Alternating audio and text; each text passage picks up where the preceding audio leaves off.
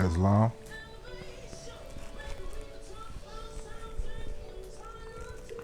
Today we're dealing with African Holy Lands. And what I mean by African Holy Lands, I'm talking about any place. But what we're going to see is through language, architecture, art, customs, and stuff like that, the connections that go back to the oldest records that we have. Check on some of that. And definitely deal with words. Basically a continuation from the last video.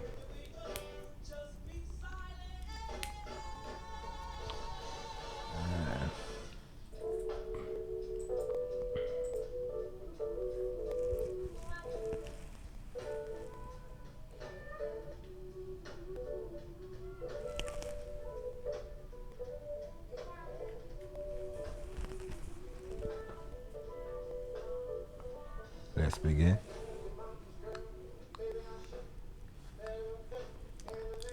The Moors were enslaved by reducing their mentality to that of Negroes, blacks, and colored people. As a man thinketh, so is he. You are from Missouri. I have got to show you, Moors. You sleep too much. Wake up and see the 7 bridges across the sky. Can you see you are a people? No, Drale. You can see the Empire of Ghana. The Empire of Ghana is really worldwide. We're dealing with the language.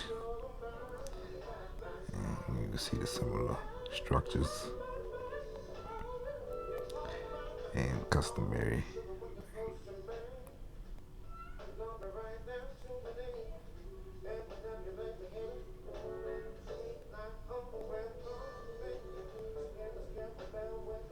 Remembrance.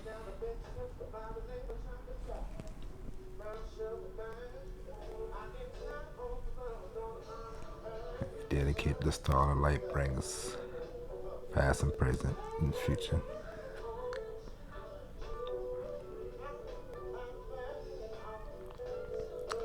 So, as we see, the term metamoro means kill Moors or Moor killer or killer of Moors. It's 2 words, suffixes and prefixes. That's what we pay attention to.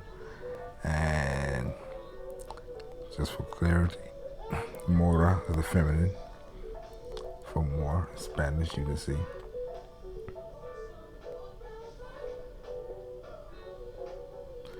And many cities across the Americas, knowing that this land of Moors, they sin in Moor killers.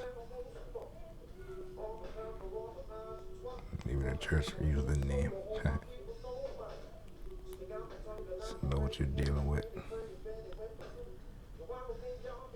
Because you gotta ask yourself, why would they say Moor killers all over here? If Moors ain't here or from here. These names so old that they still around and people don't know even what they mean.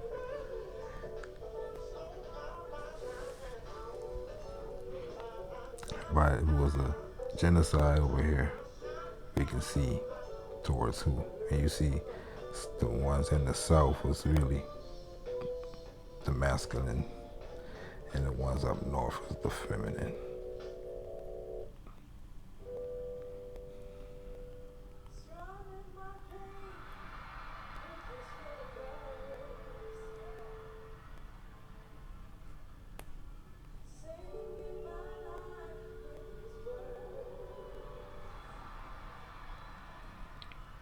Okay, let's continue. So we're gonna go through this right here. Hieroglyphic, Proto-Sinaitic, Phoenician, and Paleo-Hebrew, which is Moabite. Every time you see Hebrew, you're talking about Moabite. At the same time, it's the same thing. Especially if they say Paleo, Greek, and this is the Etruscan. And you get to Greek, you get to Latin, and then you get to the modern Hebrew, and you got the Canaanite mound structure, and you got the Mississippi mound builders. But they act like they don't know what happened but we're gonna show you how that's still you. So we see the harem. We're dealing with customs on both sides. And you see the harem.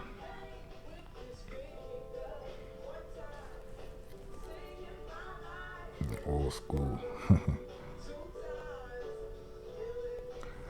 And you see they're making chocolate, I believe. Or cocaine.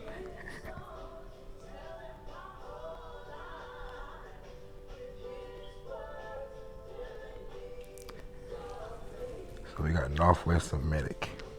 We ain't gonna read too much, we're just gonna skip through a little bit.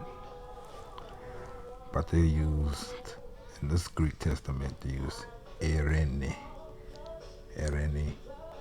for peace. And representing Jesus saying Salama. So at the end of the day, like I said in the last video, I think it was the last one, they would, at that time, during those times, in that area where they would have been saying Islam more to each other as a greeting, saying peace, God. And there's some other words that they would have been speaking. We go into the thing, and you see Muslim, perfect. You see Absalam, and you see the Ab, his father, you see. Sometimes they'll just give you the truth. And that's how I know they play games, because sometimes they'll give you the truth from some places, and some places they'll play games.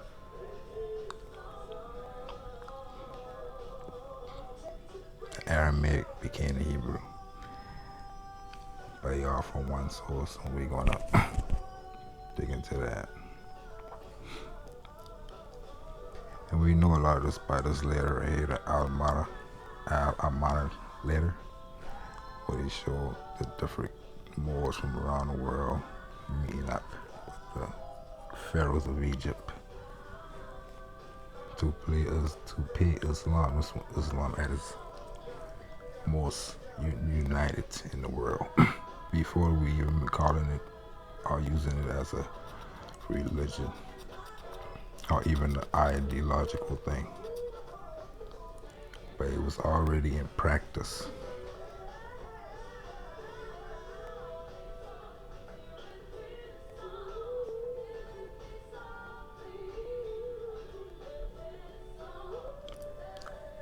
You see pre-biblical, right?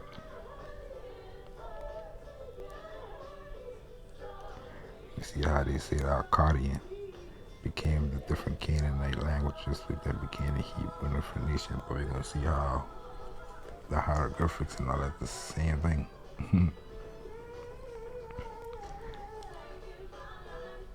You see they're giving peace gifts, and they call it Umani, which is a form of Islam.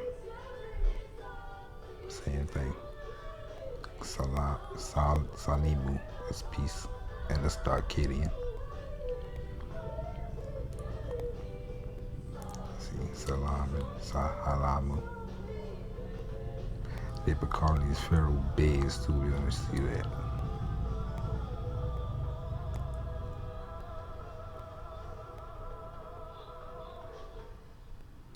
And the different Islams, as we still see today, we're still using these terms for greetings and peace.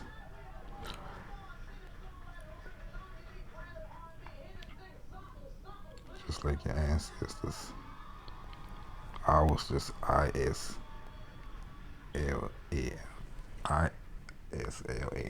That's just our version today.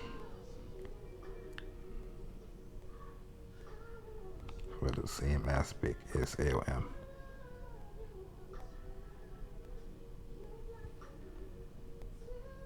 And you see submitted. That's what they want to say it means. They don't want to talk about nothing else on this page. They're just going to go straight to, oh, that means submission. But as we use it, it depends on what we using it for. We can use it to be safe, to be secure, at peace. If we want to use it for submission, then we'll tell you that's why we use it for. All the context will tell you that. But stop being ignorant and deal with the truth.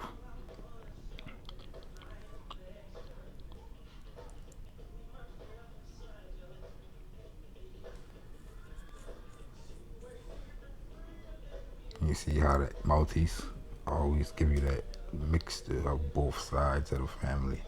That's why I like looking into them. And the GEs give you both sides.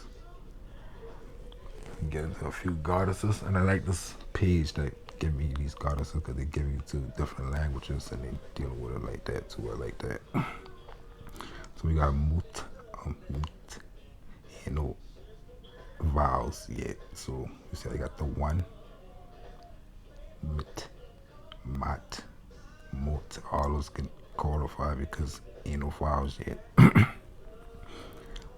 So what I want to see the different variants.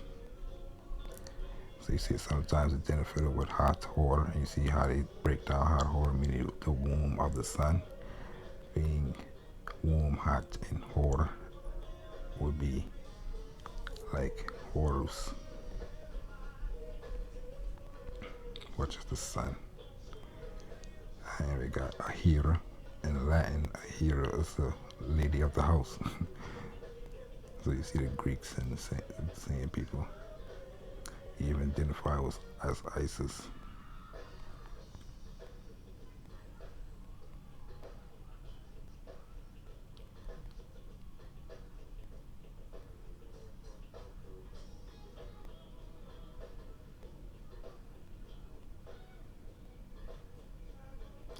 Okay, let's continue. Asheru, the lady of Asheru. So you see where Ashe come from. That's a goddess.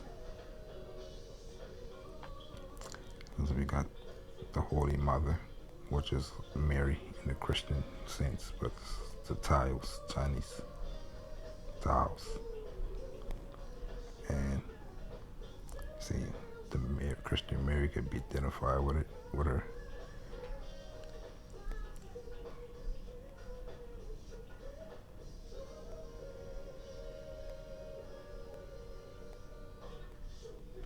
And you see the sign of the Western Sea. And this male associate in the sign of the Western Sea, Mao Yang.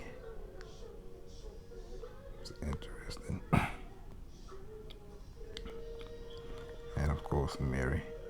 This page, they kind of play around the bush a lot, but let's look into it. But you see they're using Mary as better, which is a definition for that word. But again, a lot of stuff used out of context. It could mean that.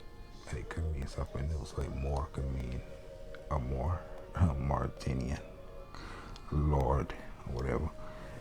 Or it could mean a marsh.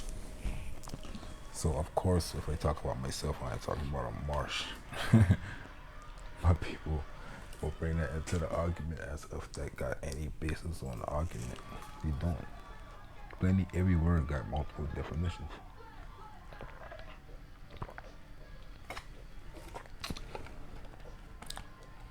So they choose to use butter, and they choose to use C instead of Lord or Lady, like Lady, Lord, or Goddess, which will also make a whole lot of sense. Ma-Re, we know Re is the Lord.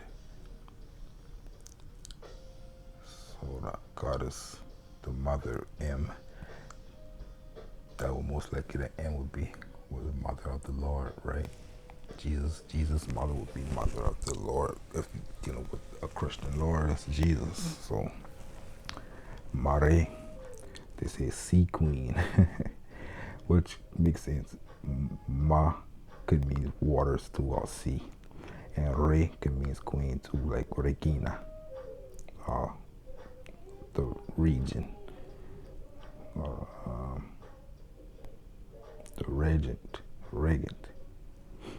All those got that royalty. So, what are they saying? So they break down better for a little while. And they go into the sea aspect of Mare. And they skip the lady, our Lord. Because they don't want you to know that Moor means Lord. So, of course, they're going to skip that and go to the sea aspect of it. They could have gone to the death aspect of it too, but they don't want to play with her like that. So they leave both out and just leave it to the sea. The lady of the sea. But I did plenty of videos showing what Mar means. So, but in the description they put Mother of God, which would be linguistically right with the M-R-E. M-R. Re. Mother of God. M and as a mother in the ancient tongue. And moon also means M and mother too. M-O.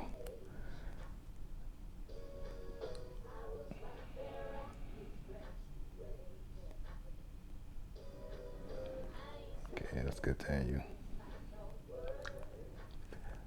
Okay, Eve, goddess of earth. And Eve is the mother of all sons and daughters, all humans. And Adam is the father of all humans. And so they got the different versions.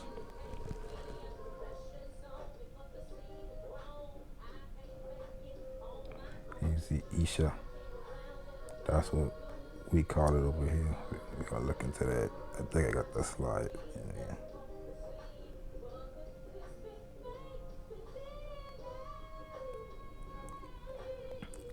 And we got Mori. And Mori is known as the distributors of the allotters, proprietors, also in other words for. So in the Greek word, the Muri, Ben, saints who been the triple goddess. And triple goddesses, I don't think I got that name, but Alatum. And shit, we get into that another time, but they say those who are credited by some with the first invention of the Greek alphabet. So these Moabites, they get this Greek alphabet from, like we saw in the first slide. They're talking about them with being as known as Moorish. Okay.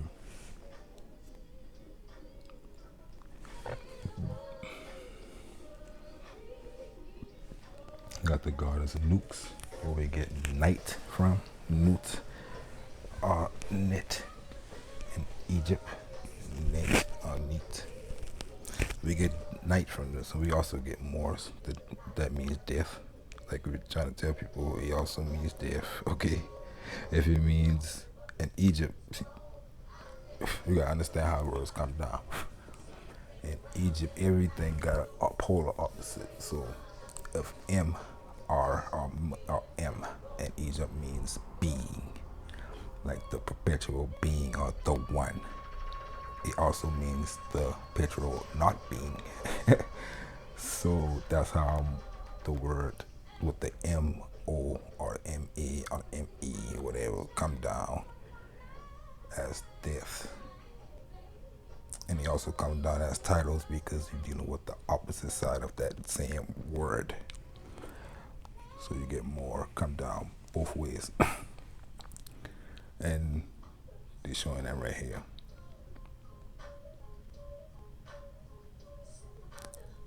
And we get rid of like mortgage and morgue and stuff like that. Because we're dealing with the not being version of that same M. That means being. Where you put the different things towards with the M, like MR. You're dealing with a commander. Because you got the being and the man with the action, which is giving a command. So the one who gives commands is a more, and the one is the M on that, and the R is the one is the giving commands. You can put that M with a bunch of different things to make different titles. Mer. We'll get into that a little later. But just the different names for night, nukes, and Nor. That's why I think Illinois means something dealing with dark or black, like Kemet. I think Illa means islands. If you look at Illinois, it's not a really flat land, it's a bunch of islands. If you look at all the rivers, it's a bunch of islands. So if we mirror both sides, that's Egypt on both sides, you still gotta look at it like that. So Illinois would be like French, Old French, which would be the Black Islands. So that's something I think with noise coming from this word nukes or newt. And you see nox means night in Latin. You see the mother of morals. You see it probably related to death, but it just really means the most. Because you got the capitalized version. This right here shouldn't be capitalized. Death. Yeah, they got death right. They capitalized, so I see why. You see the Morai again.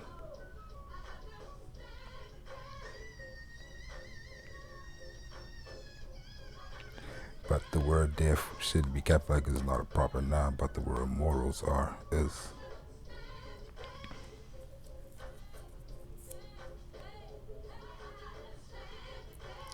The goddess of night, prophecy, and the daughter of chaos. Erebus, the sun, Aether, which is air.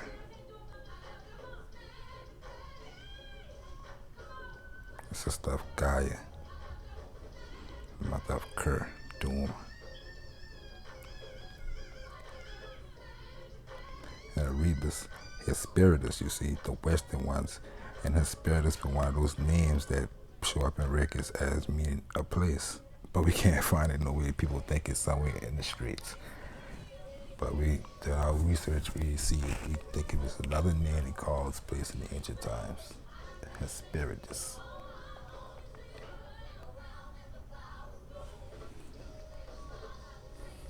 Okay. So stay in the ancient world right quick. And you see N means Lord or priest or peace. We're gonna see how they've been seen in. They've been seeing Baal and Balu and Belu and Beli, stuff like that, but putting N instead.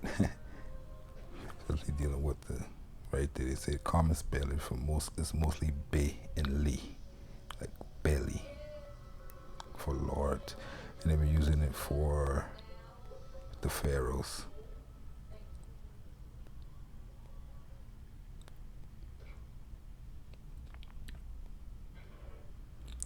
Say to the king, pharaohs, Lord mine, speaking thus. Bodies of the letters are also repeat the phraseology of king, my lord, sometimes doubly as the in letter AI 34, which is the Elamana, using belly as Belu.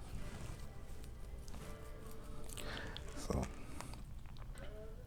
Be is going all the way back to Egypt and Sumerian.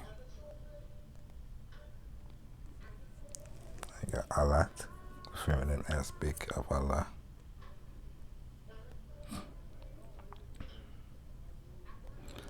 To line up a lot, got a monument for that. Somewhere, I think in Damascus too. Holding that palm.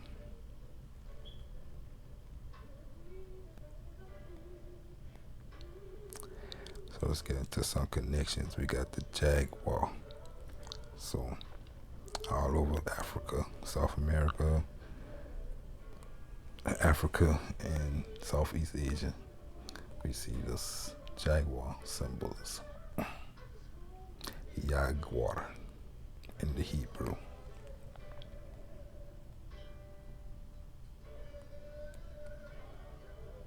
Everybody know the stories of these Phoenicians who been all over the world, but they want to act like they don't know who it is.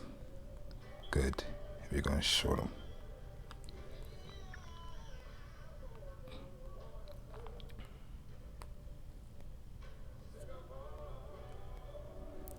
So in South America, got the Jaguar, Zongos, the Jaguars, the Zongo Jaguars, with the Pacamoros, the Moors of Islam, or peace. And that's what they call Moors and Jews in the history books. Same thing on the side, because we deal with ancient world. So talk about the Bracamoros in the Amazon. Sometimes they call them Braca, and sometimes they call them Paca in some texts. And Braca is a mountain in Mauritania. So Mauritania just means land of God, so that could be anyway. And they got a bunch of mountains in the Peru area. I'm gonna show you how Peru used to be land of God too. So Paco could mean a Moroccan sniper, but it just means peace. We're gonna see that. And, Jaguar in the Hebrew, Jaguar. And you see Paca come from Pax and peace, same word. Islam in the old Southern Arabic is simply Salam. We see that. You see they make sure you also use as a greeting, just like we use today, Islam. At the beginning of the video, I greet you with a greeting, ancient greeting. And let's see these Moors and Jews. You see the Phoenician, that's the Moabitic, and the Hebrew, the so-called Jews. When I use Moors and Jews, dealing with the historical text that speaks of, when he speaks of Moors, they usually say Moors and Jews. And they're correct. Because they've been, this right here, what we're looking at. The kingdom of Tarshish, where they act like they don't know where it's at.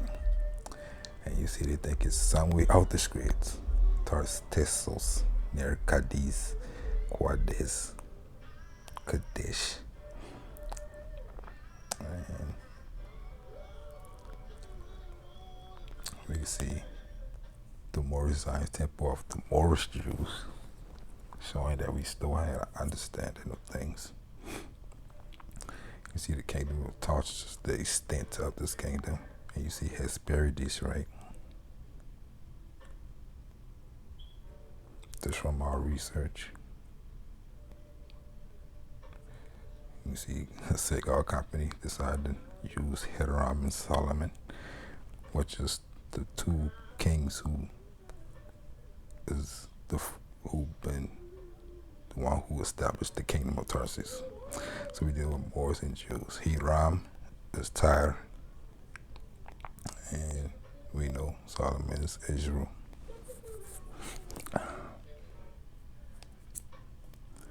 See, land of Israel and Phoenicia.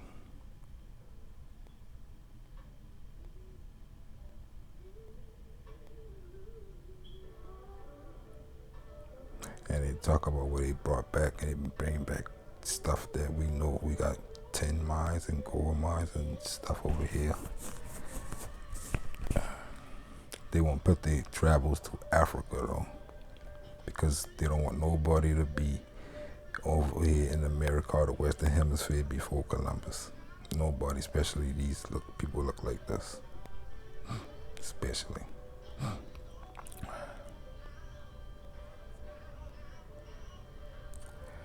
So let's say Friday, put this in the day. See the Moabite, the word day, Yamin. It also means peace. It also means peace. And it also means west. That's why I say the Ammonites was the westerners. And we say Amen over here, like after our prayer, right? There you go, Amen. In the Punic, we got the same thing, Islam, all Southern Arabian Islam, the Persian, Ru, which is spirit or holy. So happy holy day. We got hello, I'm using it as a greeting. And what is Urdu? And you look at different peace, wholeness, perfection, complete, you know. Pax. Even the Christianity got Islam, they say Pax.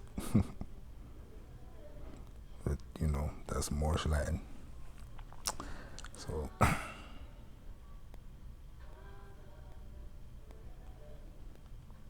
we got Baal also, means holiday, happy holy day with the word Baal. And you know, happy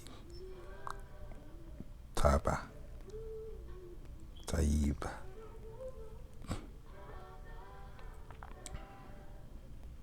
And again, day, Yaman, Yaman, and Yama.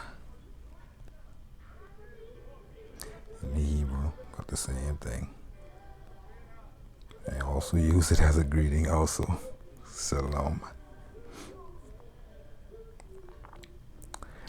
So in the Hebrew and the Aramaic, you got Hadam, Ha-Adam as human. And we got man meaning Ish and woman meaning Isha. And this side right here is where they found that the Native Americans spoke.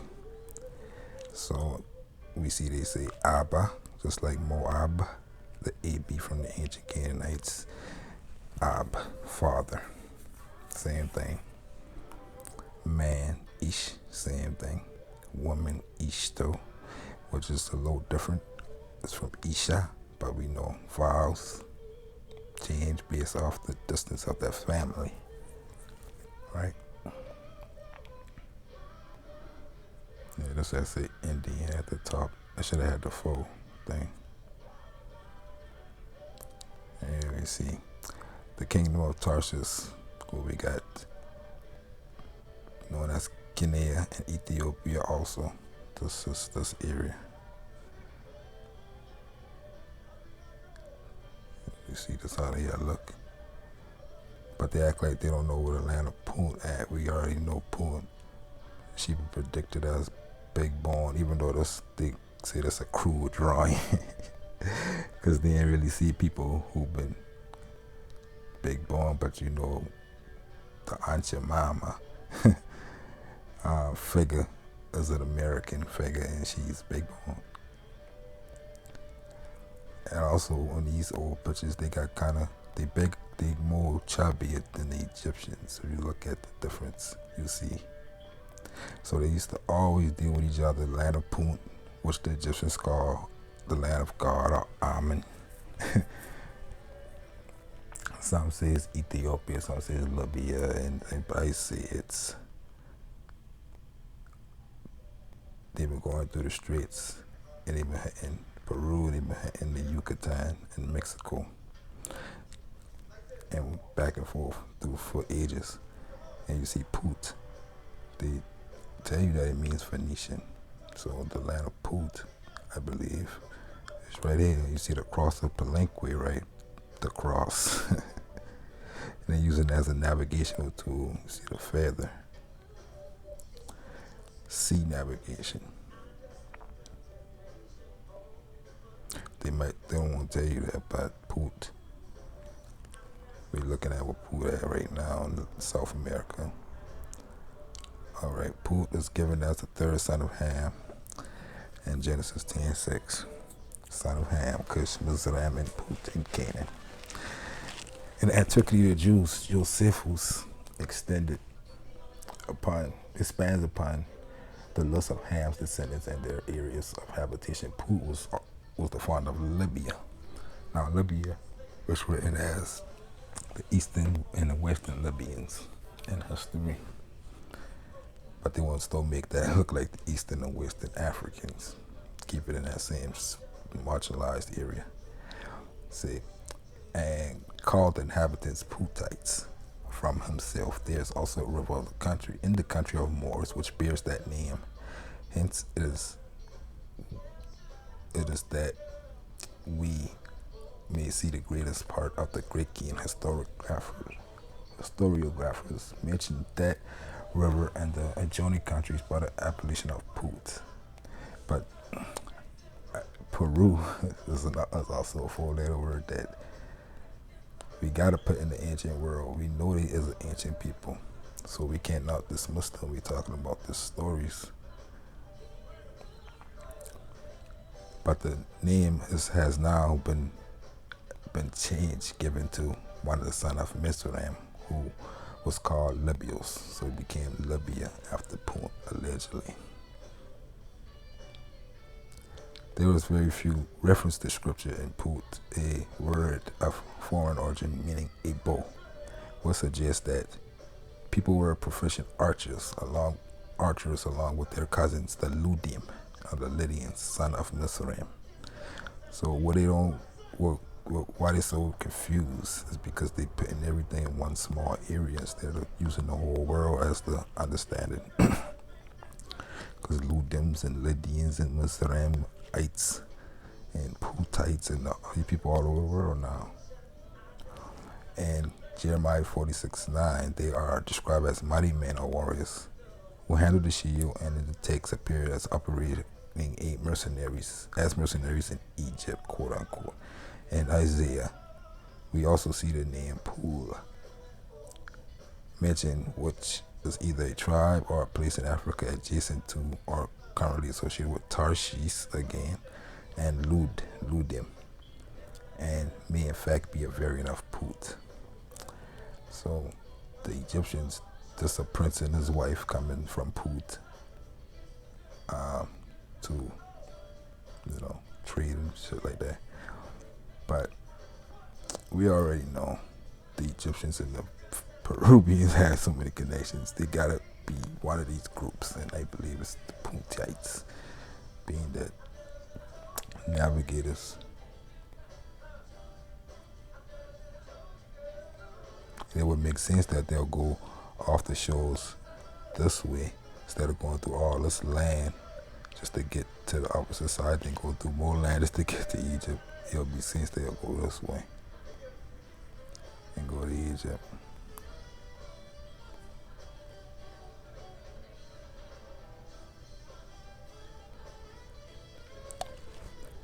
So some more connections. We got Florida, and we see the Spaniards, right? Business as usual, buying and selling. The Floridians. We see the architecture still in Florida today, and the Lucian, Mediterranean, and we got Tom and the Lucia, Florida. So we see same crown, just supposedly a more from the east and a more from the west. Plume, feather crowns. We know the areas up here been where these Moors been selling the tobacco and stuff to the England areas, the Scotland and all that. That's why we got these names and stuff, right? As you can see, the dollar sign come from the streets, the pillars of Hercules. One who rules streets rule the world. You see Carlos V up in that, Seville up in that, and our dollar sign up in that. Story, you see Drake and Hawkins, routes. Okay. Put all in one little layout like this so we can get faster through this. Some of this not been shown. Not all Muslims, victim of the reconquest, resign themselves to Christianization.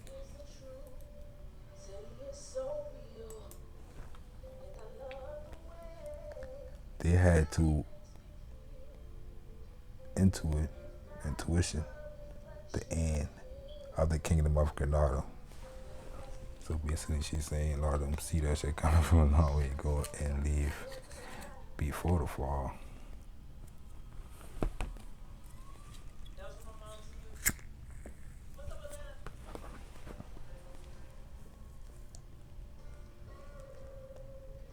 They went into exile in time in distant Barbary, which is America, a haven for Islamists, Jews, and Moors. You see, a lot of the record books do that. They'll put Jews and Moors so they'll let people know that these people was together. They go in the Moorish court and see Jews. People with names like Abraham and Israel in courts of the Moors. Perhaps attracted by liberalism, was scandaled Ibn Battuta, a traveler of the 13th century, originally from Tangier, a tourist in Saleh. He talk about on this side now. And he been from the other side of what we put North Africa in the Moorish Empire stuff at the day. This Ibn Battuta. He got some good works. He talk about he like the real Marco Polo. He originally from Tangier, Taurus, and Saleh. He was scandalized by the ascendancy of women, so matriarchy over men, the fake of an interpretation of the Quran, unsuspected in the other Barbary, which is, North Africa today, realizing that he would be forced to choose between baptism and slavery. Well, he's saying he, but they're talking about the Moors of Andalusia. So they, realizing that they would be forced to choose between baptism or slavery, he's talking about him, Alpha Queque, Abraham, see, we have names like Abraham El Afagunt, a native of Seville, where he kept property, decided to retire to Westeros, which is another name for America, followed by the family. So you get him set up for him and his family to leave to Spain to go to America before that shit fall. Addressing King Fernando, he recounted that having entered Fernando III in Seville, the Alfagunt emigrated to the Ronda, conquered the mountains. They went to Granada. Once the conquest began and the end was remediable, they asked for a license to sell the goods that they kept in the land of Christians.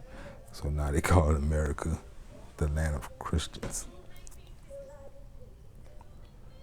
With the authority to take the product, it was granted by Fernando with attached permission to reside in beyond the sea in Africa. So that's what, quote unquote, because the record books say that Fernando gave them permission to reside beyond the sea in Africa.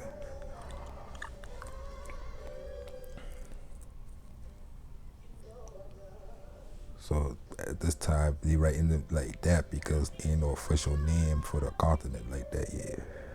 That's why you see him saying Westeros, or land of Christians, or Barbary, the distant Barbary, or the Morocco Asca, the Morocco of the West and stuff like that being said, or Africa. So had the Alpha going to North Africa, the Catholic would not have given him such a license because he lacked the authority to issue it. At that time, Fernando and Isabel had no foot in the land in Africa. So that's why she finding these records talking about beyond the sea in Africa and knowing that that's not the Africa we think, because ain't no record showing they had any relations with that Africa at that time, but they did have it with America. And some of the old Americans in the cut, Moorish Americans, and museums.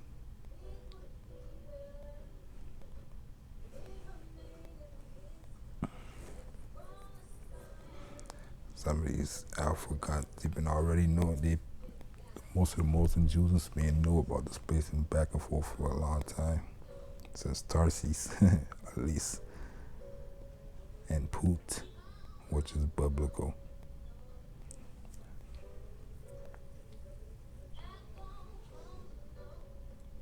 In 1764, the perpetual war with the Moors stopped by truce. Carlos III lost the historical memory that identified the Little Sea with the Caribbean. So Mar Pequena, Little Sea, they already not forget by the 1700s about that being over here. So they go into the modern day Mar Pequena, and they talking about these guys. That's Carlos the Fourth and the Third and the Fourth. These the later guys who been dealing with the later guys on the other side of on the other Morocco. Those later guys didn't even know nothing been that because the whole thing been already flipped up by Carlos and Juan. They already not flip maps around everything, so that's the outcome of that. In 1764, the perpetual war with the Moors stopped by a truce. Carlos III lost the historical memory that identified the Little Sea with the Caribbean, asked the Moroccan monarch for a factory in the municipality of Santa Cruz de la Mar Pequena. So they know they had a Mar Pequena under their records, but they didn't know where it been at because that ain't really been them. That been their ancestors who've been dealing with the Moors in America back in centuries before. But they still demanded, through a treaty, they demanded a factory to be built in Africa. But look what happened. So when he did not receive a response, he insisted, sending the 1776 embassy, which included George Juan. This time the Sharif replied, so the King of Morocco over there, explaining that he could not please the Bourbon because this domain did not go that far. So the Moors been like, we only over here now, so we can't help you. So explained that he could not please the Bourbon, did not go that far. In 1798, reigning a Suleiman, that's another Sharif, Carlos the Fifth, so that's the other one, the fourth. This one at the top. The other one, but he tried to look for Mar Pequena, and now he trying to look for something. He going to Suleiman obtained authorization for the Canarian fishermen to fish in the waters of Santa Cruz of Barbaria. Now that's over here, but they looking over here for these things. He asked for a plot in which he can install a factory, claiming the right of his crown. So they're claiming the rights because of what happened in that era.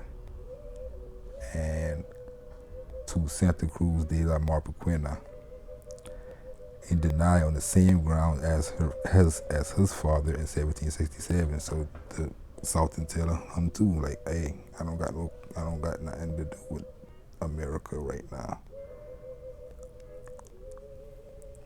Because you're dealing with different Moors, you're dealing with different Spaniards.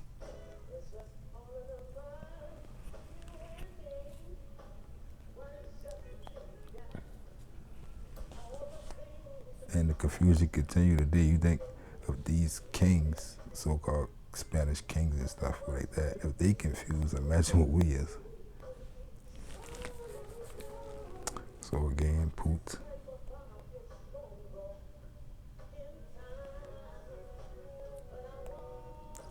I got some more words. Nagid. We get Nagas, meaning chief or lord. Niggas. Make sure you're in the Hebrew also. Same thing as the Egyptian, the Arabic, and everything else. They got that same word. Also, Sultan in the Aramaic. Not the Arabic, but in the Aramaic, Sultan. Just meaning powerful. Having power over anyone is a sultan. Some more connections. The 4 kings and the 4 Mohawk kings, the 4 kings of the different Asian countries. India, four kings, Egypt, the four sons of Horus, and South America. And you can see in this one where you get the white, red, yellow, and black thing from. The four gods all over the world. Connections. You know, we can't be looking at coincidence. Everybody got a four gods, four kings.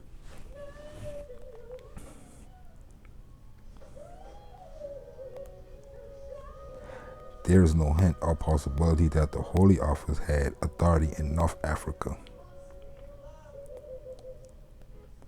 So this Philip II and Philip III, we're going to read about them.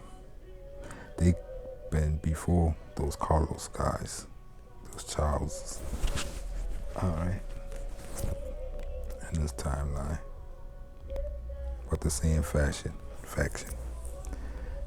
So there are no hints or possibility that the Holy Office had authority in North Africa, but he had it in the Barbary in question. So, you know, we ain't got no evidence that these guys had any dealings with North Africa, but they always got dealing with Moors in Morocco. So that's the problem. We don't know what they're talking about. It causes confusion, especially in America, with just Morocco. So anyway, regardless, Philip II, for the religious and the political faith of the Castilian merchants with 30 and 40 years of residence among Moors, since being the most converted from Moor and Jew or descendants of converts. So a lot of these people that had settled over here as Christians but getting turned out to being Moors and Jews and stuff, and vice versa. A lot of converting going on over here. And they tended to leave Christianity, serving with more zeal the Sharif. So they're trying to serve us over here, Moorish Americans. And a lot of these guys that they had settled been so-called, they call Negro, Ladino, people speaking Spanish who've been mostly just, like they say, converted from Moor and Jews over there earlier times. That's what some of these Castilian merchants been. A lot of these soldiers been what we call so-called wild men. And Alonso de Guzman advised the King of Spain to impose a return to the homeland by the hand of the Inquisition to avoid a scandal. Once the idea had been considered in 1591, Austria commissioned the Inquisitor General forced repatriation of stray vessels contaminated with heresy and a possible mandate of having resided, such as in the present-day Morocco. So they wouldn't even have the power to even request such a mandate for them settlers in that Morocco over there, if that been the one they were talking about. Because they had no power over there. But they did have the power to move certain settlers around over here, because they had squares and territory, the Indies. So they repatriated a lot of the Christians away from these Moors because we would turn them out. Which means not by a bunch of converted Moors anyway, we turn them back to their ways, like Noble Charlie, turn back to your ways. And so we see on both sides of the Atlantic, we got these ancient people known as Ethiopians and Ghanaians. We find all these words got paradise words. Ghanaian is a word that means something like paradise or prosperity. Look into that in a second. Another word for Africa that I got as a theory, just a theory though. So the Algarve or Barbary, or to Europe.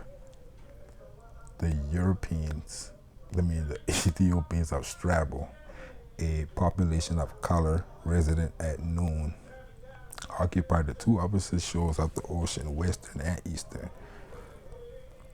One on the side where the sun rises and the other where the sun sets. So she's talking about the noon, which is this ocean. and they were mostly on the side of that mountain and the western coast of Africa. They are we. We. Okay. So we got the mother, Mo, and the father, Ab. That's all that means, mother and father.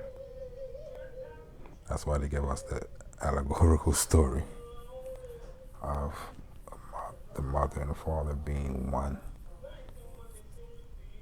And you get to the other side of that story, you got the mother and the father being one with the son and the mother.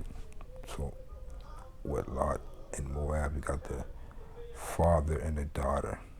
With Esau and Miriam, you got the mother and the son. You got the mother, father, son, and the daughter. But they're giving it to you in allegory, trying to give you an aspect of the mother or the woman as the mother, as my mother and my wife and my daughter, because she's a woman. Same goes for me being the father of her and her husband and her son in different aspects. But language, ancient language, got different ways that they express these words. Kind of difficult to bring down to English, you know. But Moab just means mother and the father. So it means any place could be a country of Moab, a country of the mother and the father. And the Moabites will be the children. The aspect of mother or father also can mean God, because you've been created by your mother and your father.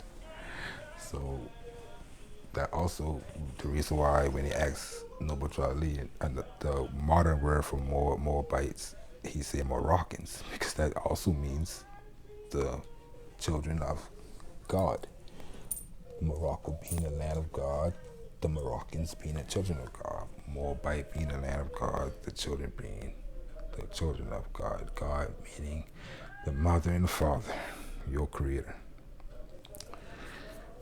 So that's how that's the understanding that I get from when he asked in that question.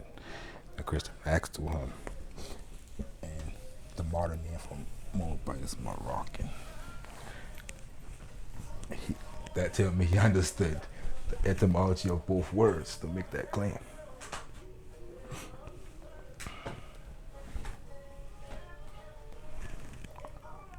So here's some more words that we coordinate. We saw this earlier: mora, more in the feminine, and moro in the masculine. Mama, and her title under her on this painting shows Mama. As a title, and this one shows Manco on his under him. And I see a lot of this Manco show up, so I assume it's the title. That means something like father. And I think words like macho and stuff like that, and man. Period. Man. In Aramaic, she would be called Mary, which means my lady. And he'll be called Mori, which means my Lord. And on this painting, we got a depiction of so-called Jesus at the top of this painting, so they've been dealing with that. And this is South America, Peru. And again, Mrs. and Mr. All these words come down from the MR and Moab.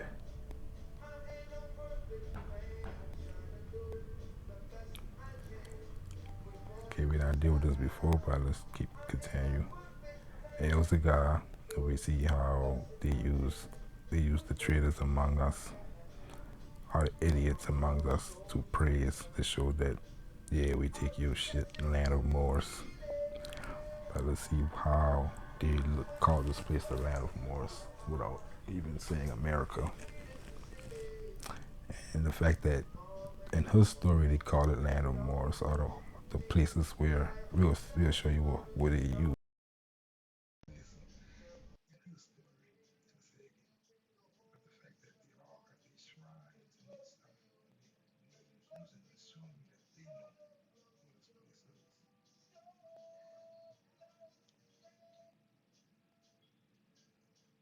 Apparently, the trip is done, and Fernandez attributed to Valentino as a god.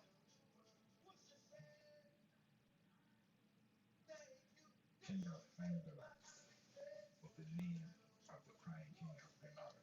So he's the one who gave up the keys for Granada. So clearing the surroundings of Malaga, Fernando was exiled, busy without meeting resistance, seeking an apology for profitable looting. The Catholic resorted to the customary process of intention.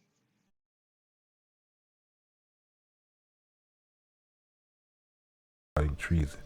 Looted the region. The kingdom of Badili was reduced to 2,000 inhabitants. So they've been killing motherfuckers. Who brought him income for 2 taels of Maravides.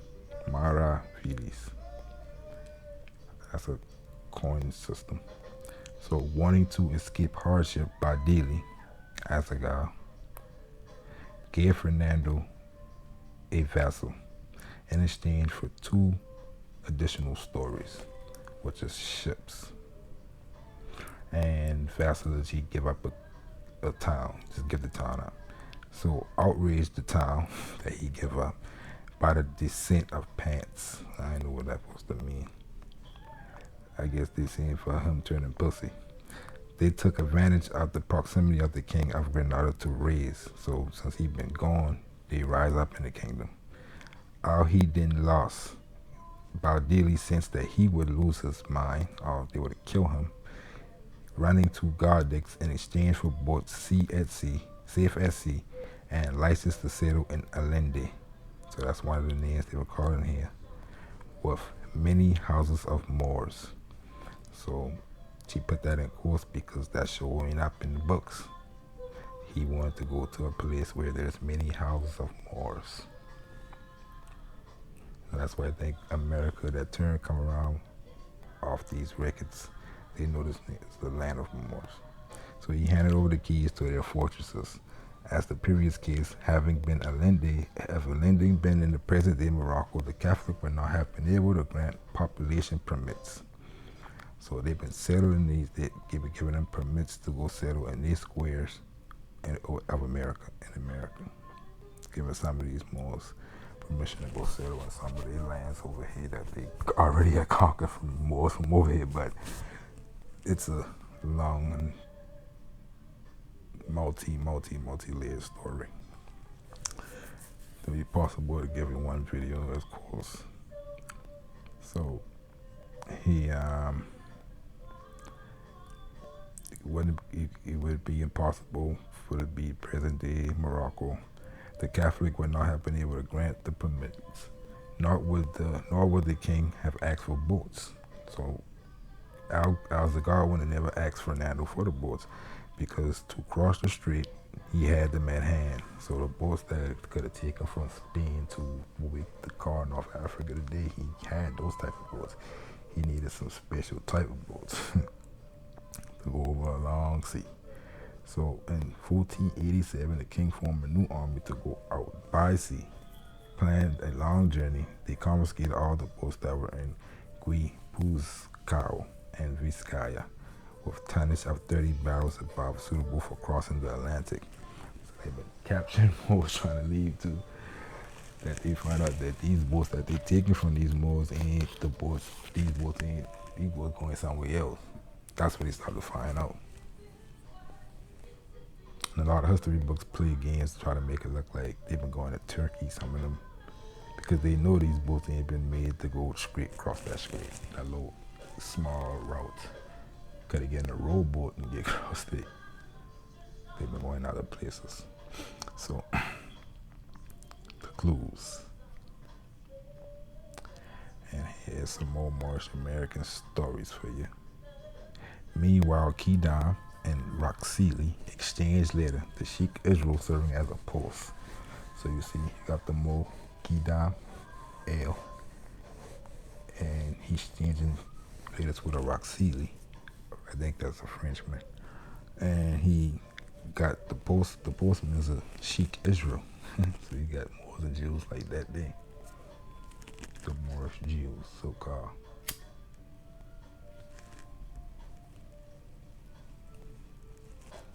the Trajan finished in memorial of the King of Morocco, directed to Louis the 13th. So yeah, you're dealing with the French.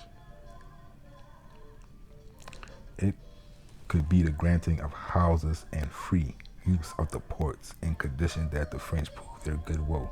So you see, Kidam given permission for some houses and some uses of the ports that over here. So that's showing you who land is, period. He can't grant nothing that ain't yours. So and his vessels restitute. What you say? See, he got the French have to prove their goodwill, making kids. And when we look at stuff like that, like Roxili and Louis, the thing, we don't really know how they look, right? It might not be the French that we think is the French, because we some Moors who speak that. And his vessels restitute what the French stole from them. So he stole from Kidam. So Roque noted that the list did not include the 7,000 books of Kidam's library stolen from the sea, which is in El Escorial. And I'm interested too.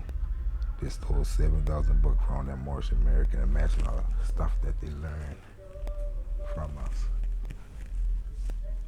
And they probably got them books still hidden somewhere. And records and stuff. 7,000. So Free Roxili was one of the friars, on word of return within 6 months. So they released him from jail, tell him to come right back. With the response of Louis the 13th, embarked on November the 23rd in Safi in a flamenco ship, which was returning to Europe. On the same day, Roque left Morocco, rejoining his Mazagan home. So we got the Saleh. We already looked at this before. And a lot of this been on in Moorish. Got Kidam at this time ruling most of it. The marabouts got stories between Kidam and fighting different Moors and shit crazy. And you see Cape Orange, we talk about that. You can go look that up. That's over here today. Cape de Orange. Safi was probably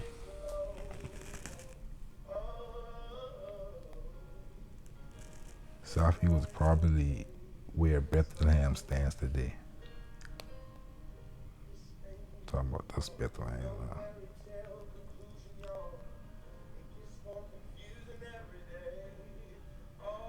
So you can see the word Mara still in it right there. Mara Baya. And that word right there look like probably American for the owl of the mosque. The mosque. Mosquero.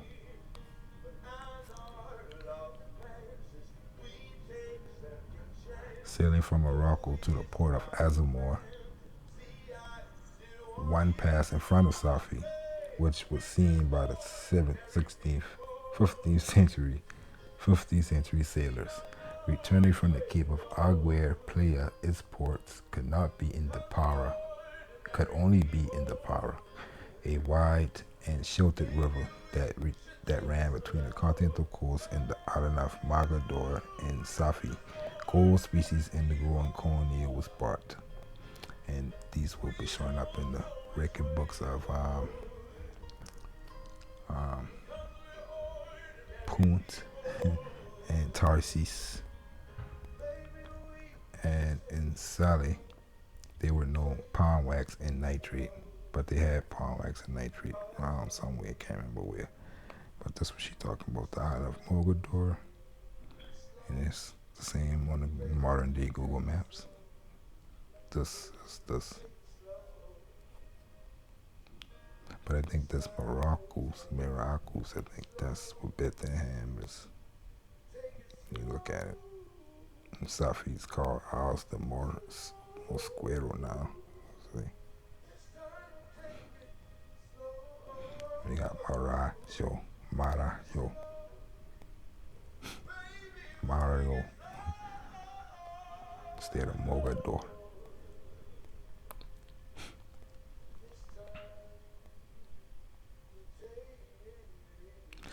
that's why we can't find pre-1492 American history right now, because these things just were showing up and we can't tie the two. Like I said earlier, Carlos take all these names and push them over. They're not all bad, a lot of them.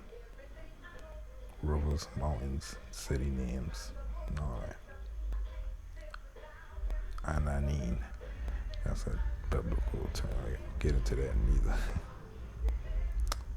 So let's deal with this so-called Africa that reach all around the world.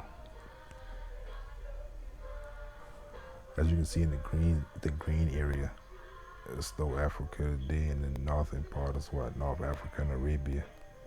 In South Africa, they showing you that map that is showing you that it's Africa. On the real world, we got paradise. So I believe Africa in the Moorish we will call the Garden of Eden, and the Holy Lands would be this part at the top, right? The Holy Lands and the Africa will know what y'all really say the most. From the Holy Lands, established kingdoms in Africa. And we talking about the whole world, right? So you see the different Moro, Marika, even in Japan, Marikina, Moria, Morioka. Starting from Madagascar, we're going straight to Australia. We got Canada and South America, of course, India, but it's all these little green areas. We got Marikina, again, Ape, Mari, Elan, and that's the Ela again, like island, and Morabin in Australia. Different spelling, of course, because we deal with different tribes. But the ancient world still around, name, places, place names, languages, and architecture, cultures, customs. So we got terms that deal with garden or Eden, Habana, La Habana, which is literally the garden.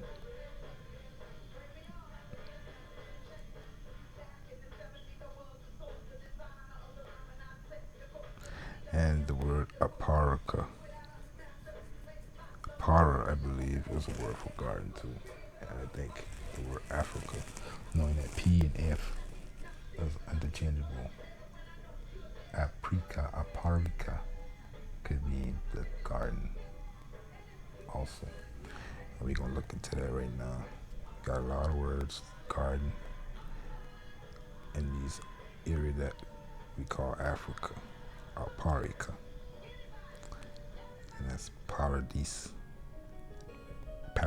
That's what I mean to say for para, which is a garden of Eden, paradise, right? Another one, Jardim, which is garden. Parika, paradise, and we can put Al and change that P to F, and that'll be Al Farika. Hard to hide the Africa from us out the west and off the east. Say Parada Morabi. Maribo. Paradise. And they got the word Mari in that too. Paria. Paranagua. Para. Parana. Paraguay. And I believe Paraguay in, when you get into back down to in the ending of what Africa, quote unquote, should be. So you got 20 degrees north and 20 degrees south of the equator going around the whole world. That's Africa. And Paraguay would be at the end. You get to Uruguay, which would be your ancient So we got Paraguay, Paraiso, out the flowers, another Paraiso. And I believe that word is interesting. Power. And the Africa side, on the other side, in Africa and in Southeast Asia part of Africa, I find the word for paradise here, but I go and look. It might be different from power, but it might still have words that deal with paradise or garden. Okay. I hope that music isn't too loud. So right here we see Handelos. And look how you spell. Totally different. Morman. 1800s. The Andalus Mormon. And look how you look. America, right?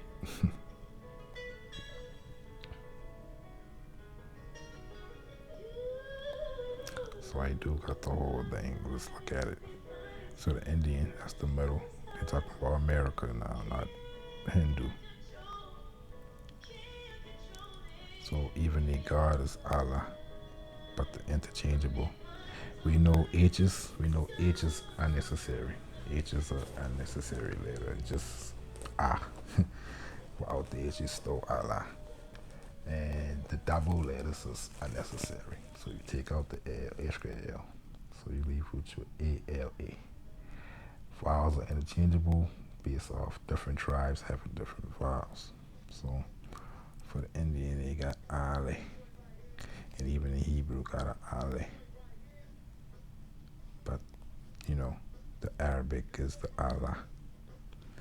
And Shiloh, Shiloh, Shiloh.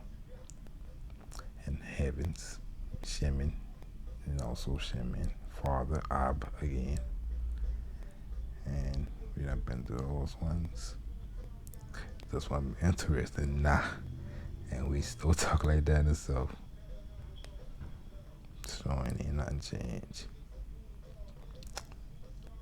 Okay.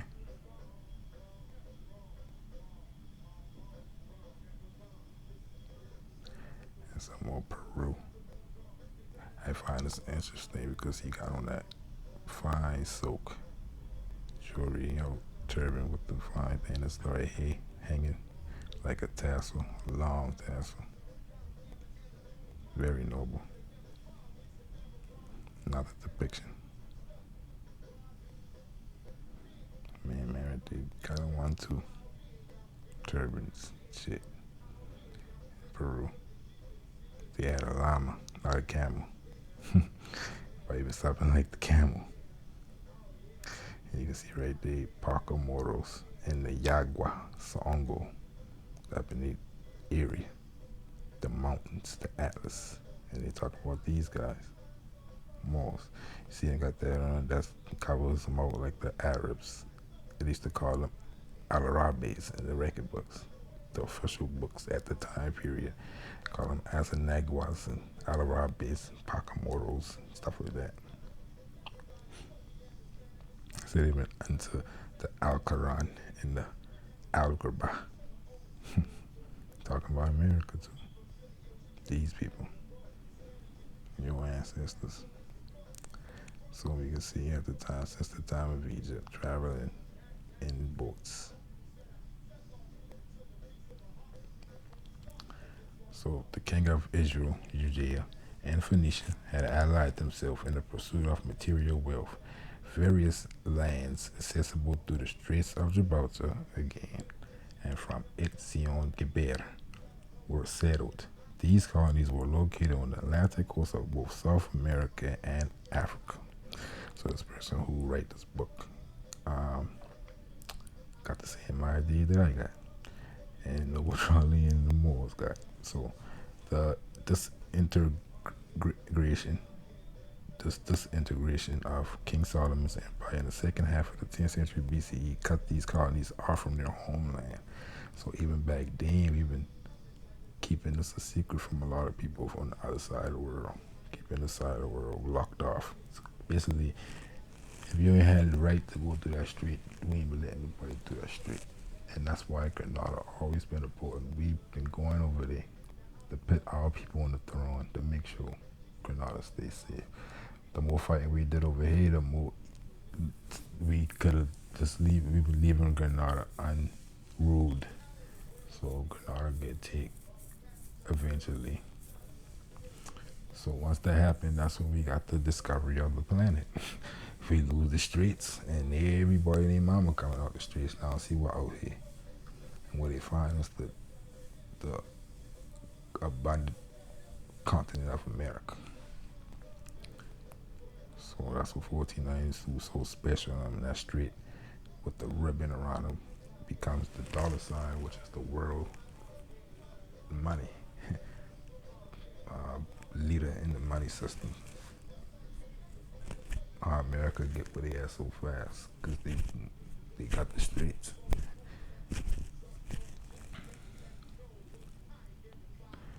They already know that the Moors of America been the ones who've been ruling the world, because they ones who had the streets. So they just take over that by acting like them. And the people who are them calling themselves everything else. Afro this and Afro that.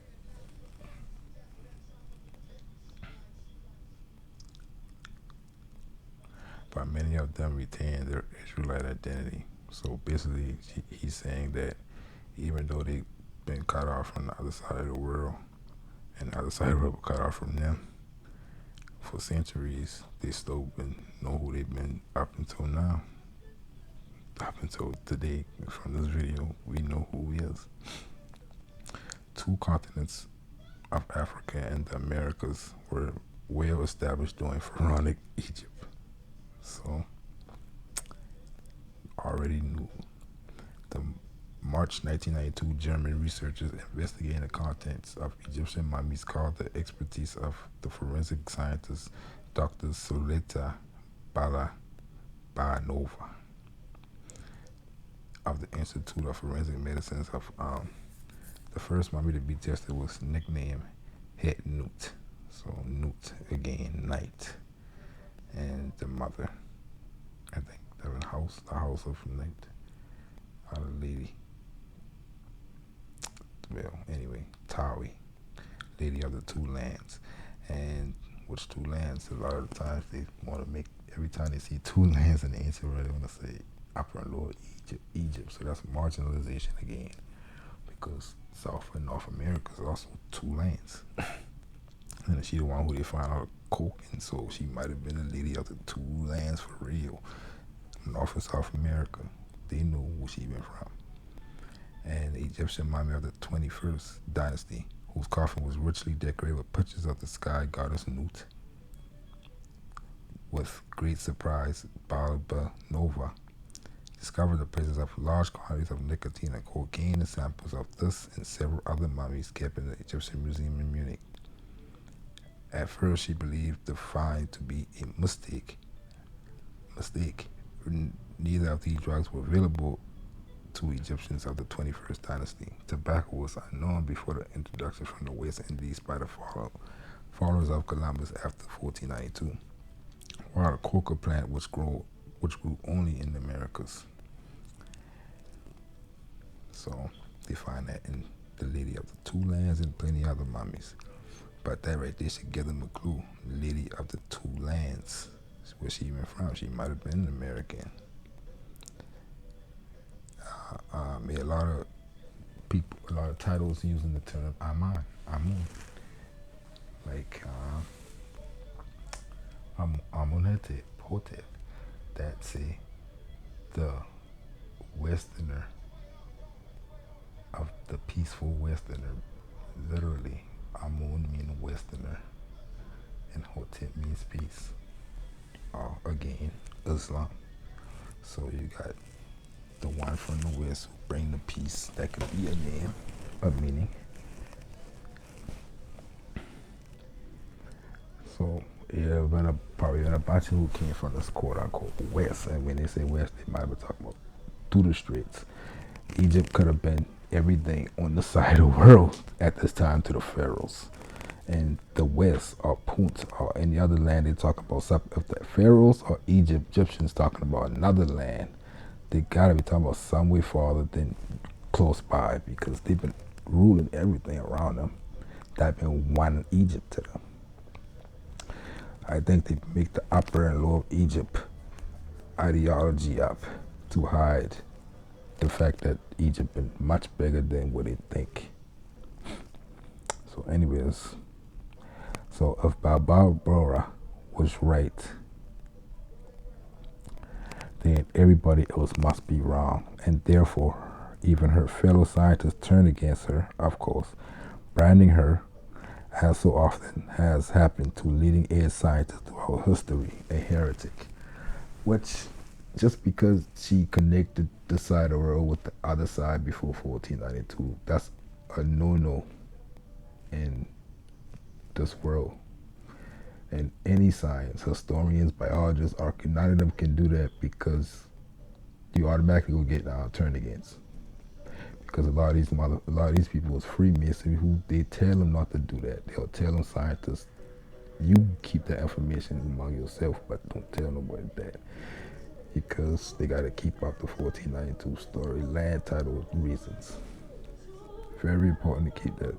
So I saw she double crossed that wrong line. You put the Egyptians over here in ancient times in 1992, and they say everybody, if she right, everybody else must be wrong, but that's wrong because Noble would be right too, telling everybody just the ancient empire of Egypt is our ancestors.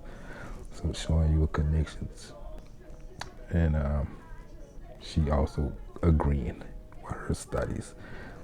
By everybody who agree or put Canaanites or Egyptians in America in ancient times, even Africans, even people like who write the book when Africans became before Columbus. There are a lot of people who got websites and articles and even books trying to debunk that. So they can't. It's a fetish to not make sure nothing exists here but some wild Indians before 1492. But let's look at the world for real. So up top we got New France, Nova Francia up in here. And all this just means is people who speak in that, which is a form of Latin. And a lot of these is the Moors of Normandy. They speak in all French. All France is a version of Latin. And a lot of people like to say these are so-called Templars and stuff like that. But we know France is so close to North Africa, so we know those two customs going to get mixed up. You might see buildings that look like so-called French, but it's so-called Tunisian. Or the language, or it just, that's the confusion with that too. So we got New Morocco, or Morada, which is the land of God down here. Grenada in Spain, we know that. And we know the country of La Florida is the south. La Florida, everything from the south up to Virginia. And that's before England even getting the picture, but they up here in Labrador. They're still already seeing it criminals and stuff there. Key Largo up there. Key Largo up there with New France. That's why you're trying to say that Illinois, I believe, is all French. Meaning the Black Islands or Dark Islands. Probably looks like Kemet talking about the soil. But I like this one because it show you how the mountain ranges made countries' borders, really. Used as forts.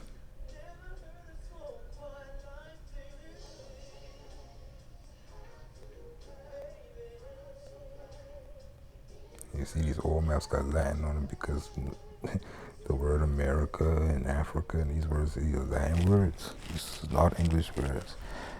It wouldn't have been English. It would have been America Septentrionalis. It has been North America.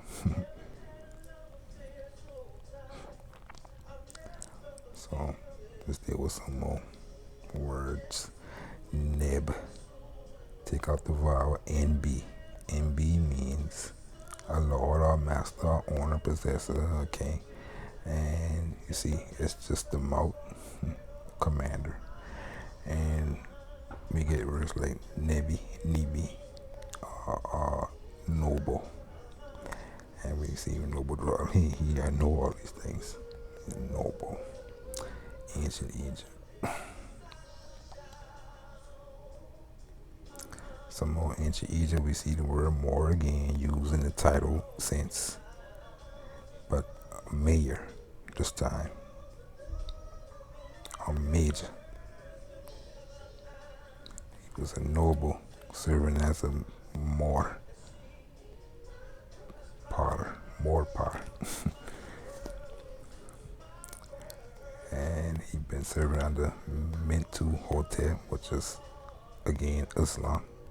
HTP means peace. Common to other languages as SLM, but still got the same meaning. Understanding HTP, Hotep, meant to the man of peace, probably. He reportedly reopened the trade routes. So you're saying, what trade routes to Punt again, and Libya. So we know that I ain't Libya now. I didn't tell you this is Peru. P-E-R. Before that word was started P. It just became Peru over time. From the Middle Kingdom of Egypt. He was buried in the tomb of Vier El Bari and Theban Necropolis, which has been cataloged. And you see his name even as Hanu, like Hannibal. Showing you the connections, man. The Moors really were the ones who took these ancient world, keep bringing them down to the world, to the history, through history, like they're doing right now, and bringing them down through time, so we wouldn't be confused.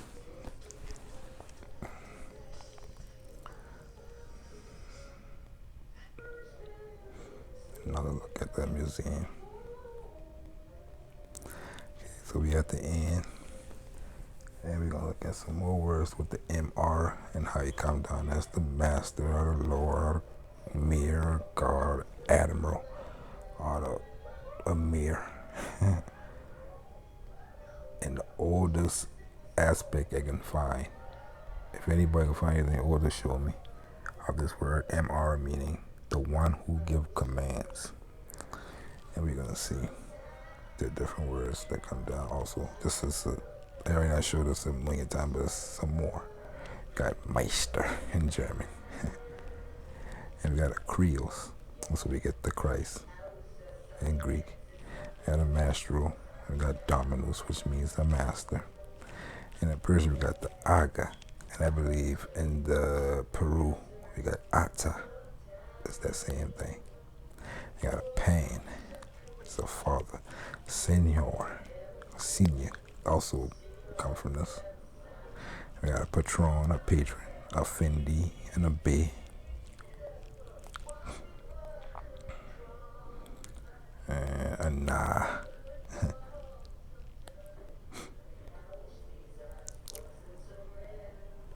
And a Hera. Remember Hera and Hero. Senior and Meister. And let's see.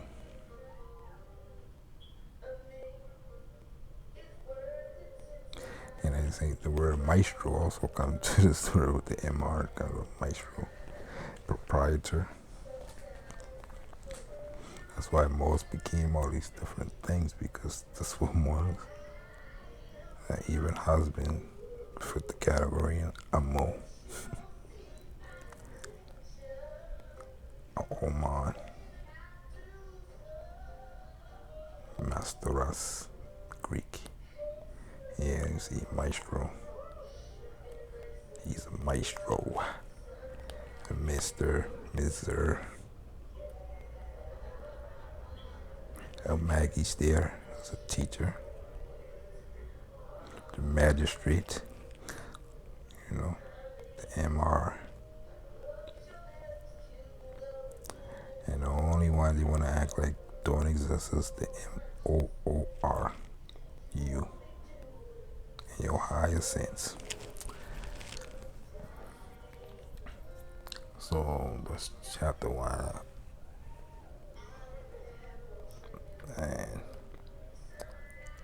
you're dealing with the Africas, and then you're dealing with the Holy Lands, which is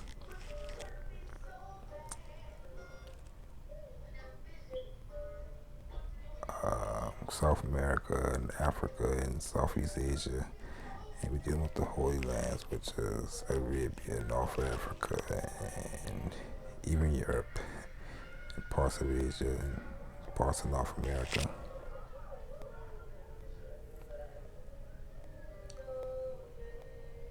And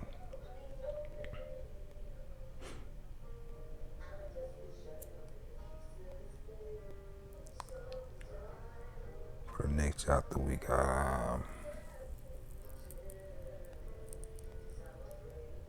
I'm gonna deal with the mother and the moon goddess, and how the world's connected through that understanding. That water, love, these simple words.